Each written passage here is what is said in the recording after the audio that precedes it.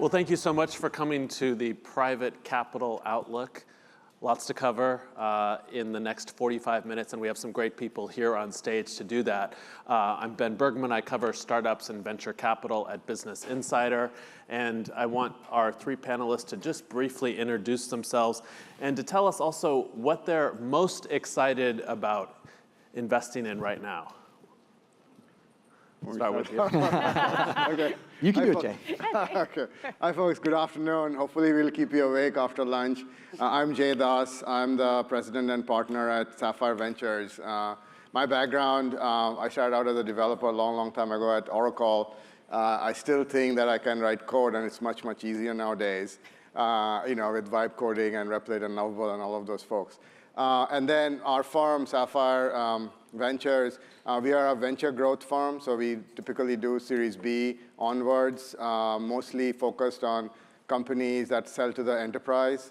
And I'll be contrarian just to start with. Good. I'm not going to mention an AI company that I'm really excited about, but one of my portfolio companies, Rain, which is actually doing payment and settlements using stable coins, and it's growing as fast, if not faster, than a lot of AI companies. Awesome. Hi, my name is Michelle Gonzalez. I lead M12. That's Microsoft's early stage venture fund. We invest in early stage companies, so typically seed through Series B. Enterprise also focused primarily, and we do invest a lot in AI. So we aim to be more than just capital to our portfolio companies, many of which tell me the partnership with Microsoft is a driving factor in partnering. We look to go to market with these companies, co-sell, selling with and through product partnerships, and deliver more value that way. Let's see, from a contrarian kind of, maybe, or not really contrarian perspective, but an interesting kind of area, I'd like to meet any founder who is looking at what breaks when agents are making trillions of decisions for us. Because I think we're not ready for kind of an agent-first world in the enterprise, and a lot of things are going to break, whether it's observability, identity, there's got to be many things. So we're looking at that space. So my name is Matt McIlwain. I'm a managing director at the Madrona Venture Group in Seattle. And Madrona's been around for a little over 30 years, and we do very early stage. Happy to be there at day one, and we're there for the long run. So anything from pre-seed to Series B, we would lead an initial investment. We're investing out of Fund 10, which is a $770 million fund, and we've been fortunate to be a part of many great companies over the years, from the Amazons to the Redfins to the snowflakes and many, many in the applied AI space. Far too many, in my opinion, that got bought already, but that's a different topic.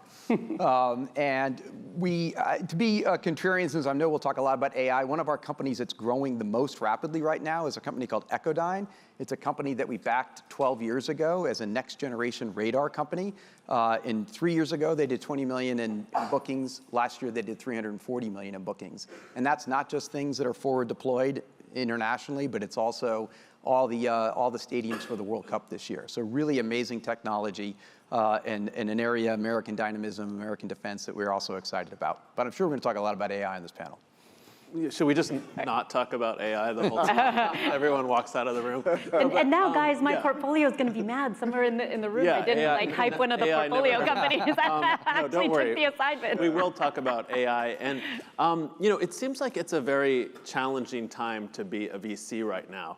It's a little bit of a challenging time to be a VC reporter, just to keep up. I wrote this week a list I do every year, which is the 30 startups that will be unicorns someday, and we use data, and it's come up with companies like Harvey when it was a little company. But this year, just in the time I was researching the list, we had so many companies fall off because they were raising money so quickly. And investors tell me for hot companies, there's $10 from VCs for every $1 the company is trying to raise. So how do you, as investors, deal with that and stand out and get into these companies? Matt, why don't we start Ben, you're making me nervous. But I completely agree with you. We're in this tension between the incredible amount of disruption, not just in the technologies or the insertion of what we think of as sort of reasoning models and ultimately reasoning machines, but the disruption is being matched by the lack of durability. And I'll give you an interesting data point. So we started, this will be the 6th year of the Intelligent Application 40. So 6 years ago, we were thinking about what are the most compelling AI-driven application businesses and enabling companies. That list of 40, there's only one company in the first 5 years that was on the list every year, and that was Databricks. And of last year's list, compared to the prior year, there were 27 out of the 40 that turned over. And so this durability challenge and how high the bar is, what's interesting, I think, is that the companies that are being able to build a moat and build something that's a repeatable flywheel, they are growing faster than I've ever seen in my 25 years of venture. But even then, the question is, can they remain durable? The questions now that are being raised about companies like Cursor, which we could get into. So it's this tension between durability and disruption, and I think we all have some points of views on how do you do the sustainable durability. I like it at the application space, and we can unpack that a little bit as we go along. Yeah. I was actually, Matt and I were actually having this conversation earlier today, and I had pulled some numbers from my team. So in February of 2025, 90% of subscription kind of AI revenue was going to OpenAI. By February 2026, 70% was Anthropic, right? So even with the big kind of where you would think there's a lot more kind of durability in those areas with the big boys, they're switching pretty quickly. So think about sort of what's happening again. There might actually be even a first mover disadvantage. And so to your point, it does make sort of it more important to really start asking, kind of tougher questions and the diligence kind of phasing around, well, if the model goes away, or if there's, the model blast radius of, an Anthropic or OpenAI kind of goes into your space, what are you doing to actually, that's differentiated, that is durable? Can you get that proprietary data? Can you build with the forward deployed engineers kind of hooks that, are harder to kind of break out of? Actually, talking to some companies, especially in kind of more vertical niches where you actually have the professional services piece where there are humans, right, that are, if it's, let's say, in a healthcare setting, that are actually taking care of patients. That's not going to be disrupted, as quickly, perhaps, by, kind of robots versus software. So it does make sort of having to be, more diligent, has to have more of a prepare mind, given how fast some of these deals are going. So we become a lot more thesis-driven, where we're going very deep, looking for things that, again, we can add a lot of value in from Microsoft, where we can kind of bend the curve, because to your point, there's a lot of money chasing after, a lot of deals. And so the elbows are sharp in, kind of especially early stage venture. So you've got to come with kind of an edge. But you also got to make sure that you're investing in kind of the right companies. So it's busy. Yeah, and first of all, I'm thankful that I don't invest in the application space as much because it reminds me of maybe 10 years ago, every time we would go to reInvent for AWS, and you would kind of go, oh, shoot, there goes 10 companies, they're going to go out of business. Although it didn't really happen that way. So I think personally, I spend a lot of time in the infrastructure, right? We invest in companies like LangChain and Temporal and Workforce, which are all things that we think the foundational models are not going to come after because, those are picks and shovels, and those are the things that the enterprises will need in order to build the enterprise stack as they build these agents, and these agents go around and do certain things. On the application side, I think we are lucky in some way that we invest a little bit in a later stage. So we are investing when companies have 5, 10, 15 million in ARR. Yeah, we have to pay a premium for that because 5, 10 million ARR company can go for anywhere between $1.5 billion to $3 billion. Depending on their growth trajectory. But we spend a lot of time with customers. So I think that is fundamentally our belief is that, that if you call 15 customers and 12 out of 15 are raving or, saying that, hey, this thing I can't live without, I'm going to my manager and increase the budget for this product, then you know that there is a market pull for it. So yeah, so that is something that we look at. And then we debate a lot about the durability, right? Is the foundational model guys going to come after this or not? Is this a big enough vertical for them to actually build something, or they're going to say, I don't really care about this vertical? So yeah, so there's a lot of debate, and I don't think we have an answer. Yeah, so we've seen Claude Code take the world by storm, although Cursor and Lovable, who's here, seem to be doing very well. So Matt, you mentioned you like the application layer. How do you make sure that those companies are durable, that they won't be wiped out by one of these big LLMs? Well, George Matthew from Insight on the last panel was talking about some of the components of how you build a durable moat. Let me talk a little bit about how I frame it. And we think of these things as reasoning machines. And so what's a reasoning machine? Well, it's a combination of models with an S. No application company I know is building with one model, even one model family. They're optimizing. They might be using Amazon's Nova models, or of course OpenAI's models, or Microsoft's models, or Gemini models, or Anthropic Claude models, right? There's a lot of options there, but they're also using tools, some of the types of things that Jay is investing in. And you could give other examples, headless browsers, headless search engines, these sorts of things. Companies like Exa, companies like BrowserBase, who's here as well. And then you've got this element of data, curated data. So all of that together is building a reasoning machine in the context of doing some type of thing. A company that Jay and I were talking about a little bit ago called Gradial, that's also here. They do marketing content execution for enterprises. And they do it for the Microsofts and Amazons and T-Mobiles and General Motors of the world. They've gotten so good at that they turn that reasoning machine and the interface around it into something that becomes a reasoning flywheel. Because they deploy, they learn more from the data, they take that data, they refine and post-train other people's models, they ultimately build their own models, and can deploy that back into more sophisticated ways to do what they do in helping enterprises with enterprise marketing execution. So that's what I think you're looking for, and that can be in a lot of domain spaces. It can be in functional domain spaces, it can be in industry domain spaces, and some other cross-cutting things. And honestly, I don't think that as good as they're going to be, I don't think any one model company is going to do that better than somebody who's going to leverage across a lot of different models that are powering a reasoning machine. Yeah, it has to be a gnarly problem, right? If it's like a really easy problem that can be solved by, by a PLG motion, those things are the ones that the model companies can do really well. But what Matt is talking about, then it's a gnarly problem. You have marketing, they have 20 different stacks out there, different versions of different things, and something comes in.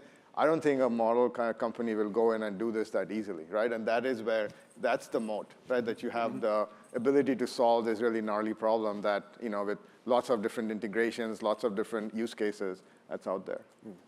Yeah, I do think, all these edge cases, particularly, when we work a lot with the enterprises, there's a lot of customization that you really need to understand sort of, the business. And so something, generic isn't, going to be suffice, right? And so when you can be a founder that, really wants to go, the distance in these areas, some magic can really happen. And perhaps that ultimately can be durable. But I think, time will tell where sort of things are.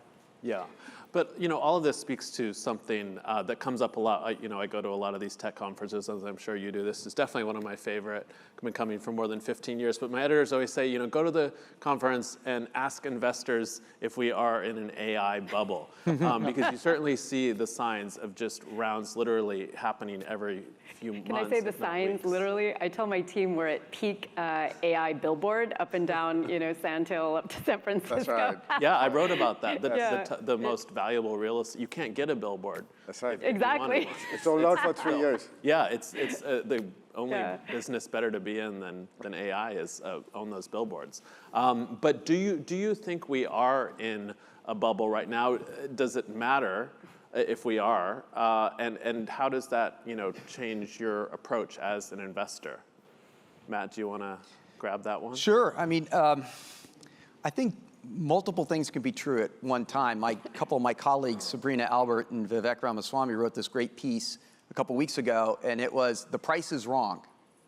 And so how can the price of so many software companies, notwithstanding the fact none of us are investing in pure SaaS companies anymore, but how can the price of some of these great software companies, ServiceNow, Atlassian, Monday.com, be at such record low multiples in the public market?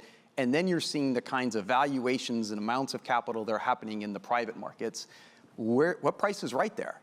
And I think for many of the private companies, I've got my own points of views of categories. I think Neolabs is a really tough category right now, and it's overfunded and it's overvalued. But I do think some of these application spaces with companies that have showing that they can build one of these reasoning flywheels may well be undervalued. Now, the tricky thing is not as much is there going to be an emerging AI native winner in those spaces, but are you betting on the AI native winner? Because there's probably only going to be 2 or 3 in any given space, and some of these categories are fiercely competitive. It's like, look, this is the way venture works, right? It's like, hey, why are you guys like surprised that there's an AI bubble? There was an internet bubble, there was a mobile bubble. This always happens, and I think that's how things get funded, because that's our, the job of an investor, of a VC, is to be optimistic and to project. And also, if you look at it, a few investments that go right always make up for all the ones that don't go right. And you can play it out all the way to, say, Anthropic, right? Like people who got it right and put in a lot of money, like at the 4 billion or the 30 billion or the 60 billion round, are all going to get like 10x, 20x, 30x. It's just that I think the only difference this time around is that every cycle, the amount of dollars people are investing gets more and more. Like in the internet bubble, 100 million was a big deal, right? Now, like a multi-billion-dollar investment is not that big a deal. So I think it's the same way that has happened before, and we can talk about it, but there will be some other bubble after this AI bubble, maybe in robotics, maybe, although you can say there's some bubble in there too. But that's how technology gets created, and then you overbuild certain things, and over time, the right price for these things happen, and it takes 5-10 years to normalize. And Matt mentioned Neo Labs. We saw Jan LeCun raise $1.3 billion at about a $3 billion valuation yesterday. What do you think is most frothy right now? Look, this is the thing. I would say there's frothiness in there. There's frothiness in some of the application companies in the coding side. So there's frothiness in every segment of AI I look at. But you never know, one of these companies might be the next Anthropic and OpenAI. And so, people who invest will all say we were smart, and the rest will fall by the wayside.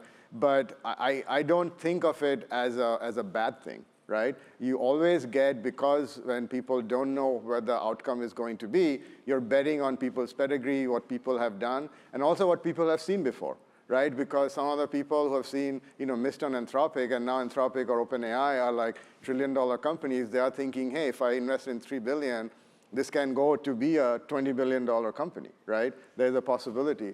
So I think that also drives some of this, but I don't think there's anything wrong with it. Yeah. And we're not even at sort of the 21, 22 levels in terms of VC. That was really kind of an anomaly in terms of the amount of capital. So yes, there's a lot of capital going in, but the opportunity is so great. And to quote, Bill Gurley from Benchmark, we kind of have to play the game on the field, right? So And so does that mean that price does not matter as much these days? Oh, I think that price matters, but honestly, the counterintuitive thing is that if you raise money at a higher price, then you've just diluted your company less. Yeah. And you've candidly shifted the risk to the investors. Not that I'm asking for any sympathy from the crowd, but you really have shifted that risk. The real issue is, what do you do with those dollars? Because every dollar is going to demand a return. And I think that's the lesson of 2021, as you see in these cap tables and what would be the corresponding liquidation waterfalls and associated with those companies. And way too many of those companies did not spend those dollars wisely. And now they're stuck at high valuations with a messy cap table, with a really hard way to get what might have otherwise been a decent win. So I think what you've got to focus less on is, at what price can I raise dollars at a given time, but what am I wisely doing with those dollars to de-risk the business and build value, said another way, build value in the business, so that if I got forward priced, I'm growing into it. Yeah. And you mentioned OpenAI and Anthropic. Anthropic just raised at $380 billion, and OpenAI at $850 billion. Of course, Anthropic just sued the Defense Department today. We had someone from SoftBank who was on the panel. He's not here, so he was going to be our OpenAI voice. I don't believe any of you guys are in those. Well, actually, No. I mean, yes, of course. So Yeah. Microsoft, Yeah. so we often get confused. So Microsoft invested in OpenAI and Anthropic, M12, since we're the early stage, 5 to 10 million investment. Yeah, you get 20% of OpenAI's revenue until 2032, right? So that's pretty good. Yeah. So we passed on the OpenAI round at $25 billion. Smart. And- Why did you? But the rationale at the time, I mean, it's a little bit useful Yeah. in the context Yeah. of this, was, okay, this was the summer of 2022, if I've got my time right. It was certainly at least 6 months before ChatGPT. So you had a company that was burning billions of dollars of cash. It was highly dependent upon Microsoft to keep funding that cash. They were a nonprofit. They had some provocative points of views about the leadership team. This was before, Sam got fired and rehired. And it was pre-ChatGPT. There was absolutely no revenue. And if you believe, as we do, and we still do, that the models are not all you need in order to build a business, why were we going to do that at a $25 billion valuation? We were wrong. To their credit, they figured out how to build a business, and a pretty darn good one, in multiple different dimensions. Fast forward, a company of ours called StatSig got acquired just, at the $300 billion valuation, and that team's now building an amazing office in Seattle, and it's a great company, Vijay Raji and his team. So we are investors. We took all stock in that. So that was 2 rounds ago. And then we just sold a company, Vercept, to Anthropic, and again, have stock in that. And so through those acquisitions, but we got it wrong for a while. I think this goes back to this idea of reasoning machines.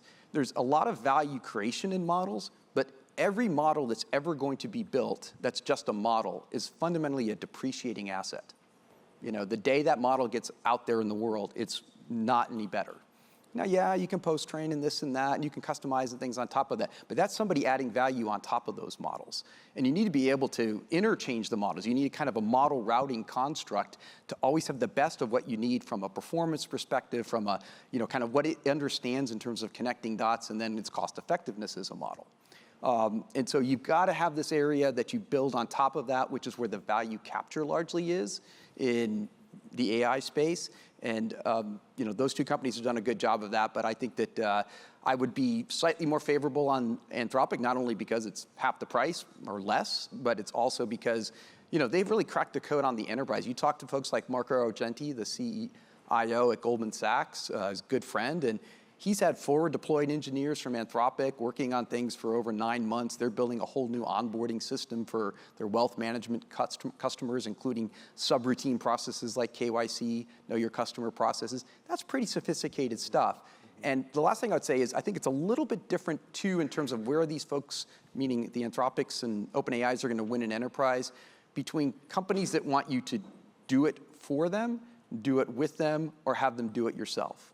And I think right now there's going to be a lot of do it with me, and I think a lot of do it for me is going to be where some of the applied layer comes into play. And how concerned are you, or would you be as an investor, about the cash burn? It's an astonishing amount of revenue, but it's an astonishing amount of cash they're burning. And you were early in Amazon, which not many VCs can say. They took a long time to become profitable, and some people would like to draw a parallel there. Do you see a parallel? Well, we have and sometimes to a fault, we have an expression at Madrona, being there from day one for the long run, like taking that long-term patient view. And most of the time, that's worked out well for us. But then you got to pair that with every dollar demands a return. So within Amazon, there was an unbelievable focus on every dollar demands a return. And so I don't think we ever, the riskiest moment in Amazon's time was just before and just after the dot-com crash, when they had to have enough capital to continue to run the play that they deeply believed in. And they did that. They raised that capital and they executed against it. And so it becomes a question of, like, back to my worry about OpenAI in 2022, at some point, the market conditions could have changed, the macro forces could have changed, and nobody was going to write them a check. And now they don't really have that problem. They could hunker down if they needed to and run a very cash-generating business, whether that's strategically wise or not. But if they couldn't access the capital, they couldn't pull off an Elon Musk move, right? And get the capital out of some magical place, then they could do that. They couldn't have done it back then. So I think that, it's about having that kind of discipline. And I would also say at the application layer, the companies, these intelligent application companies powered by reasoning machines, they've got some SaaS software style gross margins, and they're not burning a lot of cash. I'll let Michelle pick up on that. Yeah. I was going to say, I think there's a number of companies, and we've got some in our portfolio that are very lean and not burning, a lot of cash. I think we've all gotten used to kind of sub 60%, gross margins, and thinking that that's kind of normal in the AI space, very different than, kind of SaaS counterparts. But it doesn't have to be. And there's a lot of examples of, even again, kind of small companies that, are doing quite well, kind of in, kind of 50 million plus, ARR with very small teams. And because they can use open source, models, you don't have to pay for, kind of the highest token, and doing, kind of the job well. So I do think that that's going to be an interesting point of where we're going to see kind of the folks that are, very cash hungry, very capital intensive, and then there's also going to be these very, kind of lean, machines that maybe don't actually have to raise a ton of capital to be, very successful. It's not one of our portfolio companies, but it's someone who used to work for me at Google. It's a company called OpenArt. Slowly, steadily, they've raised a very small seed round. They're doing 70 million in ARR, kind of similar to Midjourney, but they've done a little bit more, around that. And I think they've maybe got like 15 people, at the company, which is, pretty astounding. I think you're going to see more opportunities there. And then, you may have kind of that barbelling approach, which seems honestly like how venture is going, where you got, mega funds that have to deploy a ton of capital and smaller, kind of more niche, who do want to kind of focus on companies that can be capital efficient. Yeah, it is a weird thing because we keep hearing that companies can be so lean now because But they are. But then they're not.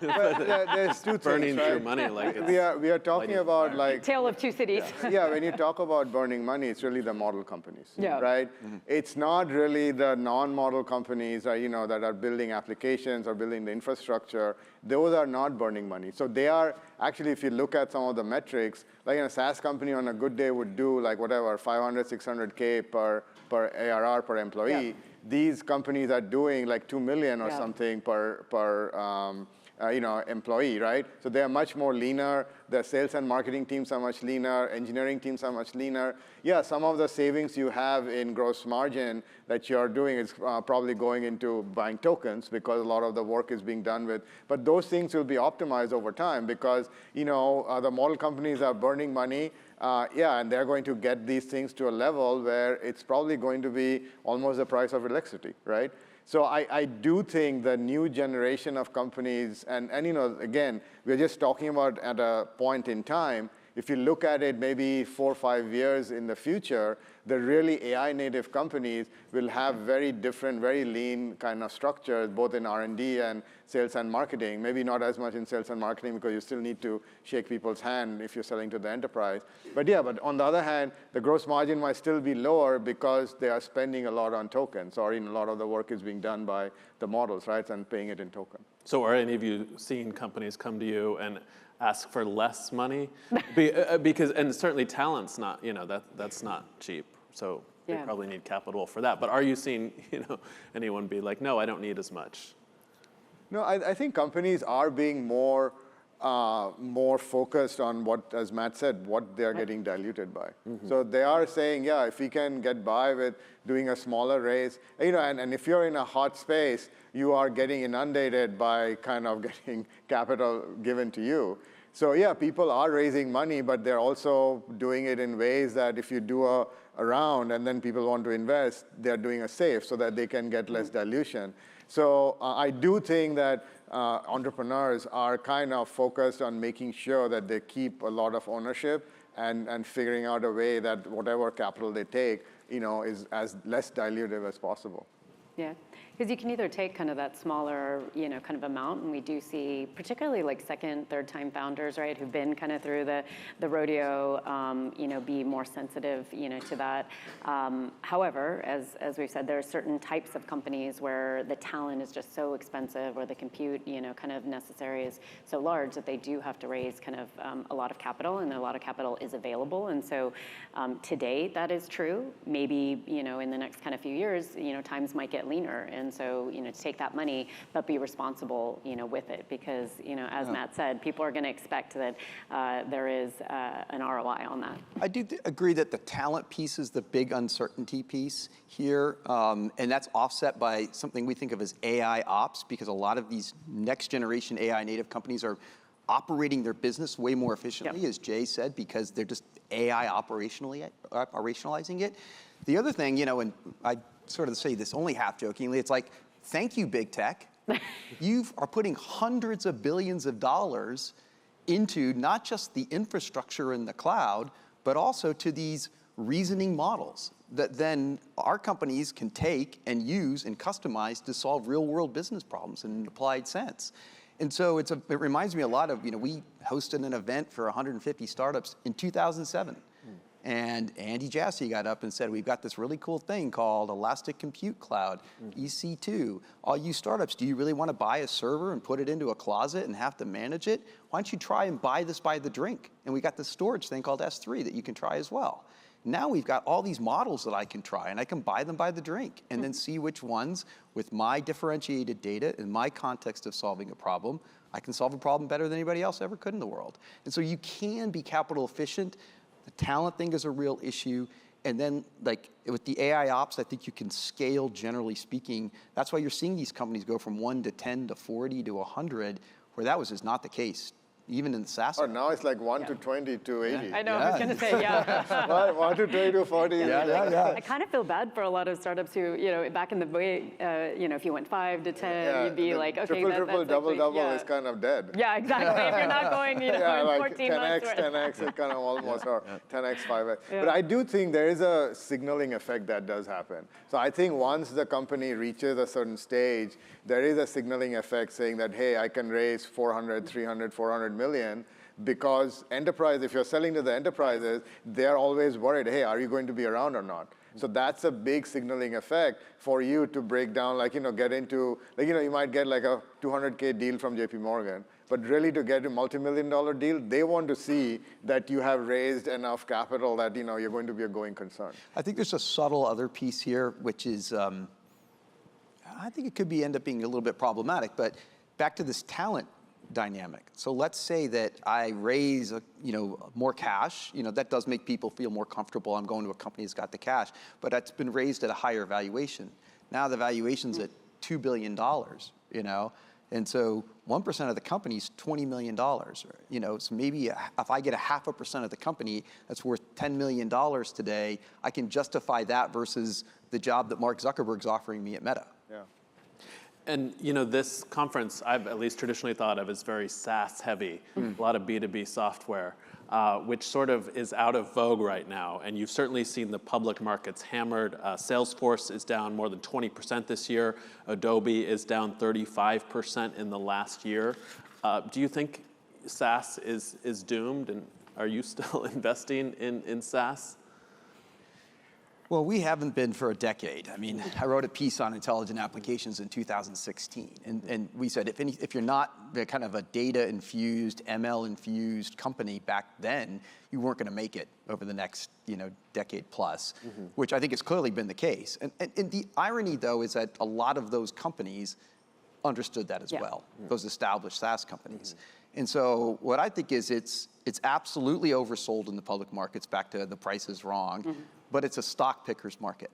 And generally speaking, if there's still founder energy in those companies, look at Anil coming back in at Workday as an example, or Michael Cannon-Brooks at Atlassian, who's been, if you still got Figma, these founder energy, you've got product sensibilities, you understand how the thing that you've built that's been successful must evolve, and you can use that founder energy to force the evolution. To something that's closer to AI native, you got a chance. Because you have customers, you have workflow, you have data, you have context. It's just hard because the business models are changing, the pricing models are changing, the go-to-market is changing. Think about generative, engine optimization in the context of selling software. So there's lots of moving pieces, and I think agility is really going to matter, and I think the founder energy in more established SaaS companies will really make a difference. So good example, right? I'm old enough to have lived through the internet boom or downturn. people said Microsoft was dead, right? They didn't have the browser, they didn't have that, it was done, right? And look and behold, right? Microsoft is one of the largest companies in the world. So I do think that there will be, both in public companies as well as in the private market, there will be a lot of kind of, people, SaaS companies that will die. But I don't think that every SaaS company is going to die. I think it is really driven by founder energy. But it's people who figure out how do you use AI to really change my business. But the really, really focused founders and entrepreneurs, they're not taking like a Band-Aid process, right? Yeah. They're not putting a Band-Aid and trying to put some AI or something like that. They're going in and saying, hey, all this stuff you're doing in SaaS, maybe even my business that has generating all this cash or revenue, I'm going to let it churn, let it die, and just focus the company with whatever I have on this new stuff with AI that will solve the actual work.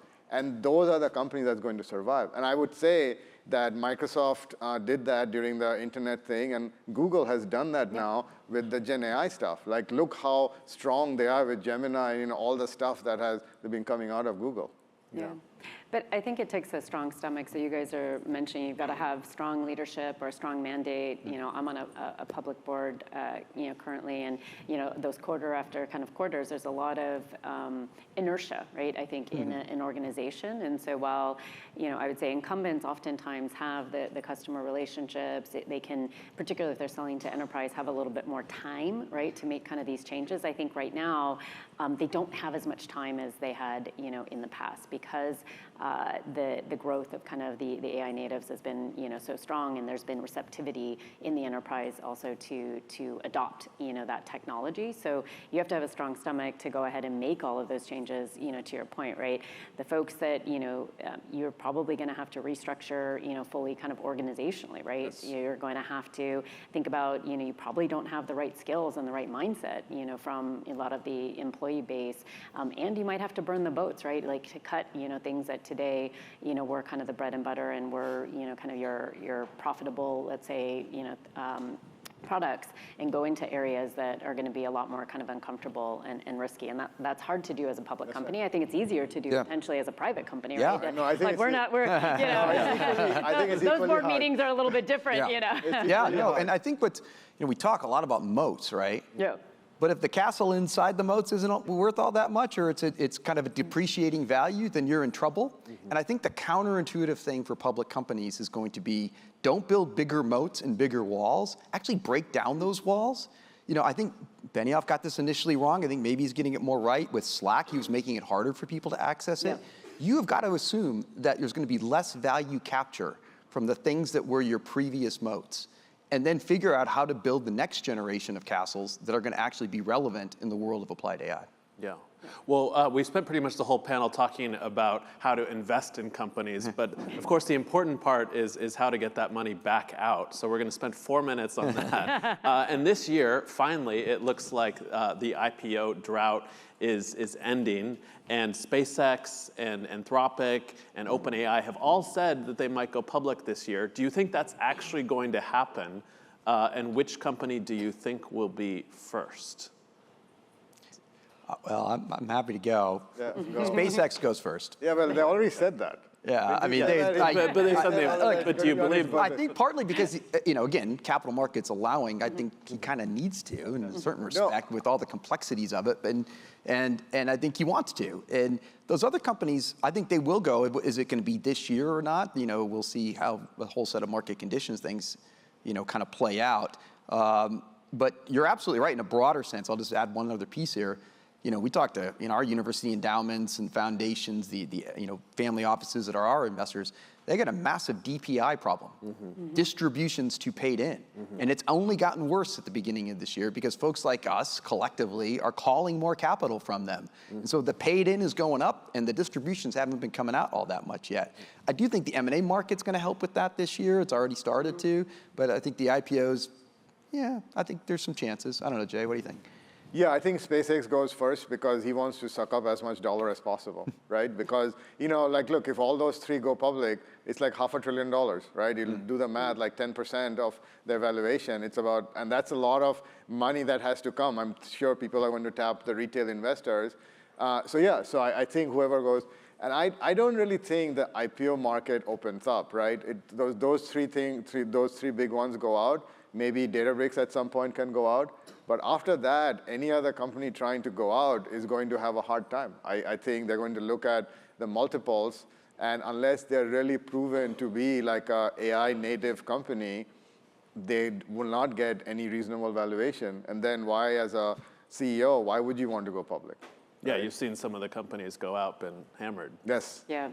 Well, I hope they all, go out. On that sense, though, I think it'll be interesting to see how the street sort of values kind of the capital intensity of all those businesses with growth. And I think it's going to provide us in the private markets some new comps, right? We haven't had really great comps, for underwriting, our current. Palantir. Yeah, exactly. That'd be nice. Yeah, that would be nice. So it will be interesting, to see where these all net out. The one other thing that's flipped, coming back to the M&A side, is 2 years ago, the strategics were really hamstrung in being able to buy companies. And that was problematic for folks in our shoes. And now it's flipped around where, for a variety of reasons, including some of the private credit drama, the decline in public SaaS companies when some of these bigger players like Vista and Thoma Bravo bought at pretty high prices, in some of these SaaS companies. So I think the private equity folks have a bit of a challenge right now, at least in sort of the tech sector. And we like it when they're all bidding. So we're kind of bummed about that, but I think that's the state of play right now. Yeah. Well, in the remaining minute, I just want to end going down the panel and quickly saying a prediction that you have for this year, a counterintuitive prediction. Something that goes against the grain, which is what you're paid to do, right? So, I think the thing that we haven't fully appreciated yet is the power of collective reasoning. We've thought about, kind of these AI reasoning machines. Human reasoning is incredible, but collective reasoning. So if I'm, and particularly around the consumer use cases, if I'm in the market for a flat panel TV, I want to easily ask all of my friends' agents what they bought. Obviously, I'm not going to physically do it. I want my agent asking that to gather that information to allow me to make a better buying decision. So collective reasoning, I think, is underappreciated, and particularly in the consumer context. Michelle? Actually, it's not an area we invest in, but I actually think, and there hasn't been that much investment in, historically, even where we are today, LA was very strong. We just haven't seen very good consumer come out. So I'm hoping and expecting something a consumer really comeback? a consumer comeback. Quince just raised at $10 billion, right? Well, have you guys seen, like in Asia, there's these super cute, my daughter wants one, little, and I'm forgetting the name, but adorable toys that are AI enabled, that have become like taken kind of Japan and others kind of by storm. And I'm trying to get one because they're only kind of out of Asia. But I do think there's going to be some really interesting kind of consumer applications. We just haven't seen them yet. I'm just going to be more positive and say, hey, even though the oil prices are at over $100, we are going to avoid a recession and kind of skate through and, be fine at the end of the year. The power of positive thinking, Jay. Well, this was really great. Thank you so much, Awesome. guys, for Thank all you your so much. insights. Thank you. Thank you.